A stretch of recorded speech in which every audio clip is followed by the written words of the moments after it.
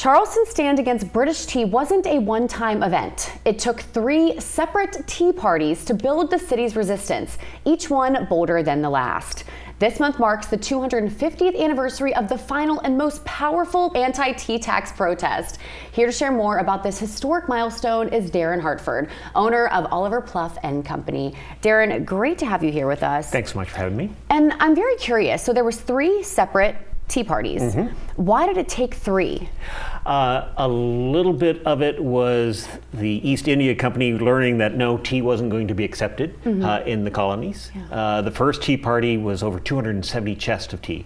Up and down the East Coast, large quantities of tea were brought in. And for Charlestonians, they were the first a year ago, 251 years ago, I should say. They ended up keeping 270 chests of tea in the old exchange. And they ended up selling it 3 years later. But then in the spring, another ship came in that they discovered late. It's kind of confusing what happened to those 2 chests of tea that were on that ship. Some reports say they were brought ashore, and others say that the captain took them with him when he left. And then we come to the 250th, the November event of November 4th, 1774. By that point in time, the ship landed and it was discovered by the Committee of Observation, folks who made sure that no one was importing illegal substances for the colonies, discovered they had 7 chests of tea. And they were rightly upset. Captain Samuel Ball was the captain of the Britannia, and he tried to claim ignorance. That he didn't know it was there. He didn't know it was there. First mate did it. Blame someone else. But they brought it over, and at the bequest of 3 individuals here in Charleston, merchants had requested the tea, and so the Committee of Observation held meetings. They made the 3 merchants who imported the tea, as well as the captain, go back on board, and they dumped the 7 chests into to give oblation to Neptune. But I mean, why did they choose to do that? So, in my opinion, it's more than taxation on tea. It was about the lack of capitalism and free market. For the first one, it was a protest against, hey, you're only allowing us to buy from certain people. I can't go directly to the importers and get my own tea. For the second one, it was like, hey, we're not supposed to do this.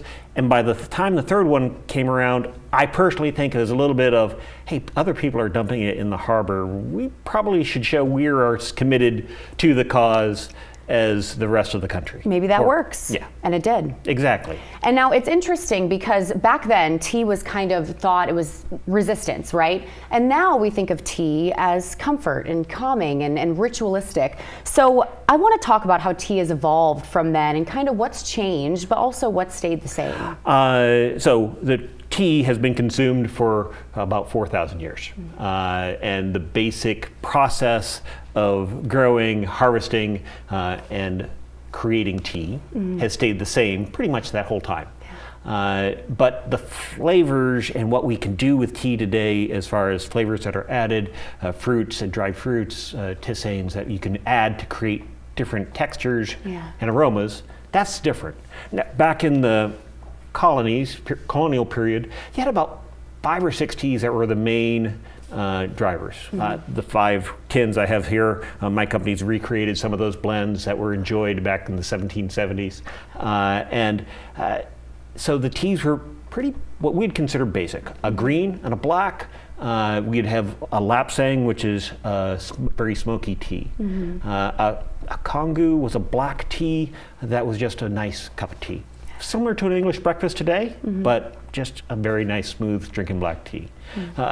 Between the 2 of them, you had something called buhi. Buhi, to the Chinese, who were exporting it to the Dutch and English, was considered a lower quality tea. But to the Dutch and English, it was a decent price, and the product lasted that voyage. You know, you weren't getting tea in 6 weeks from when it was harvested. You were getting it a year or 2 after it was harvested. Green teas tended to lose their flavor. So the black teas held it, and the teas like buhi was so popular, It was, I call it the Coke of the day. The Coke of the day. Yeah, you'd go into a tavern and ask for a cup of buhi, and they'd serve you whatever tea they had on the shelf.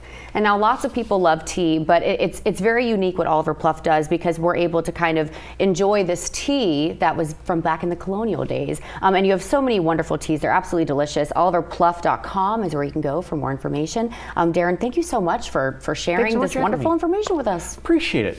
We're back in 2 minutes.